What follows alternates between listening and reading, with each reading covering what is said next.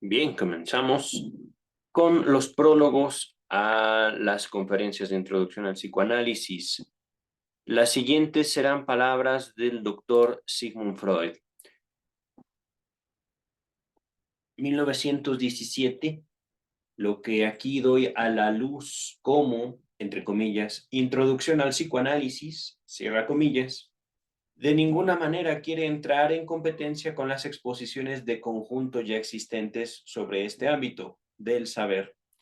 Las de Hitchman, Feister, Kaplan, Regis y Hernard, Mayer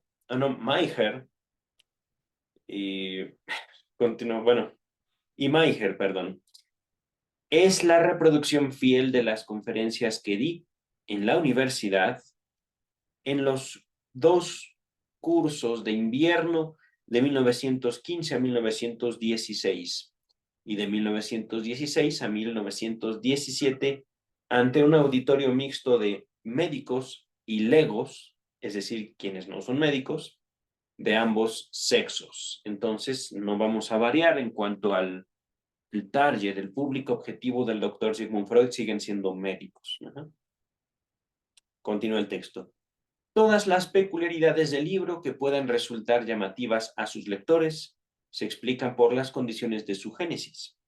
No era posible conservar en la exposición la fría calma de un tratado científico. Más bien, el orador debía proponerse mantener la atención de los oyentes a lo largo de una conferencia de casi 2 horas.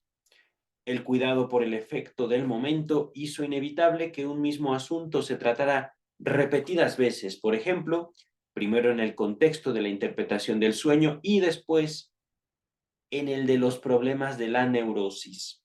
El ordenamiento del material determinó también que muchos temas importantes, como el del inconsciente, no pudieran estudiarse exhaustivamente en un pasaje único, sino que debieran retomarse una y otra vez para volver a abandonarlos hasta que se presentaba una nueva ocasión para aportar algo a su conocimiento. Quien esté familiarizado con la literatura psicoanalítica hallará en esta introducción, entre comillas introducción, muy poco que no pueda serle conocido ya por otras publicaciones más detalladas. No obstante, la necesidad de redondear y de resumir el tema obligó al autor en algunas secciones, entre paréntesis, la etiología de la angustia, es decir, el origen de la angustia, o las fantasías histéricas, a echar mano de un material que hasta entonces había retenido. Viena, primavera de 1917. Ahí concluimos con el prólogo, pero inmediatamente viene prólogo a la traducción al hebreo. Será una o dos páginas, también una página. Al respecto del prólogo a la traducción al hebreo, y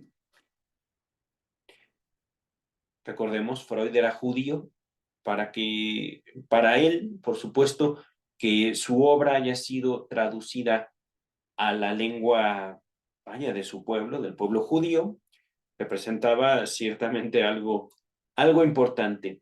En cuanto entonces, prólogo a la traducción al hebreo, nota pie de página número 1, dice la nota, la traducción al hebreo fue publicada por Berlach Stiebel en Jerusalén en 1930. Miren, qué bello. Ahora sí, dice el doctor Sigmund Freud. Estas conferencias fueron pronunciadas en 1916 y 1917. Respondían con bastante fidelidad al estado en que se encontraba entonces la joven ciencia, es decir, el psicoanálisis, y abarcaban más de lo que enunciaba su nombre. No solo ofrecían una introducción al psicoanálisis, sino también la mayor parte del contenido de este último. Naturalmente, hoy ya no es así. Estamos hablando de un periodo entre 1916 y 1930. Ajá. Freud murió en el 39, es decir, ya en la última década de su vida escribió esto. No solo ofrecían una introducción al psicoanálisis, esto ya lo leí. En el ínterin, entre 1916 y 1930, la teoría ha hecho progresos. y se han agregado piezas importantes, como la descomposición de la personalidad en un yo, un superyo y un ello, una profunda modificación de la doctrina de las pulsiones e intelecciones sobre el origen de la conciencia moral y el sentimiento de culpa. Por tanto, las conferencias quedaron en alto grado incompletas. Solo ahora tienen realmente el carácter de una mera introducción, entre comillas. Pero, en otro sentido, tampoco han sido superadas ni están envejecidas. Lo que comunican, exceptuando unas pocas modificaciones, se sigue creyendo y enseñando todavía en las escuelas psicoanalíticas. Por supuesto, ya para 1930 Freud había hecho la mayor parte de su trabajo, tanto a nivel de transmisión del psicoanálisis como a nivel teórico. Ajá. Continuamos.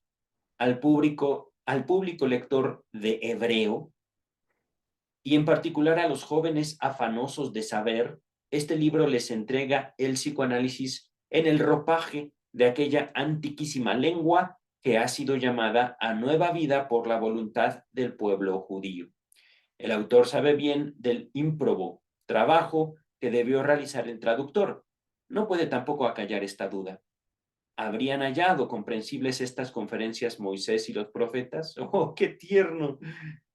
Pero a sus descendientes, entre los cuales se cuenta el propio autor, a quienes está destinado este libro, les ruega que no se abandonen a una reacción de rechazo siguiendo los primeros impulsos de crítica y disgusto.